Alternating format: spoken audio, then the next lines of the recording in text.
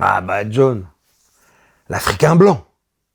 Non mais John c'est une famille de musiciens, hein. C'est enfin une famille, c'est deux frangins énormes quoi. Jim son frère guitariste et John batterie, c'est un peu ils sont tombés dedans quand ils étaient petits.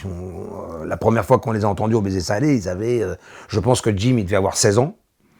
Et que John, il était un petit peu plus vieux, parce que je pense qu'il est, je pense qu'il est un petit peu plus vieux que Jim, mais il devait avoir 18, quoi.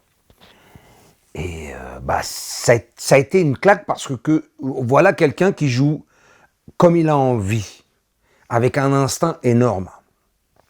Il connaît plein de choses, mais il aime tenter des choses et il aime jouer des choses.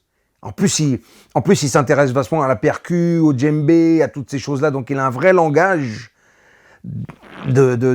quand il fait des choses sur la batterie, c'est de la percussion presque. Voilà. Et puis bon, alors, toujours pareil avec ces gamins là, ils sont gentils, disponibles, ils viennent, ils jouent. Quand ils sont là, que je les appelle et ils viennent avec plaisir. Et ce John là, il a un truc aussi, comme tous ces grands batteurs dont j'ai déjà parlé, c'est qu'il a un son à lui, c'est qu'il a un langage à lui qu'on peut reconnaître quand il joue. Ça c'est génial. Oh, c'est une super découverte puis il fait son chemin mais il fait les choses qu'il a envie de faire. S'il y a des choses, tu vois, il va pas aller vers un truc pour faire le truc. Il va faire un truc qui va lui plaire. Que ce soit avec une star, un truc, ou que ce soit avec des gens, si ça lui plaît, il y va. Il est pas trop dans la recherche du.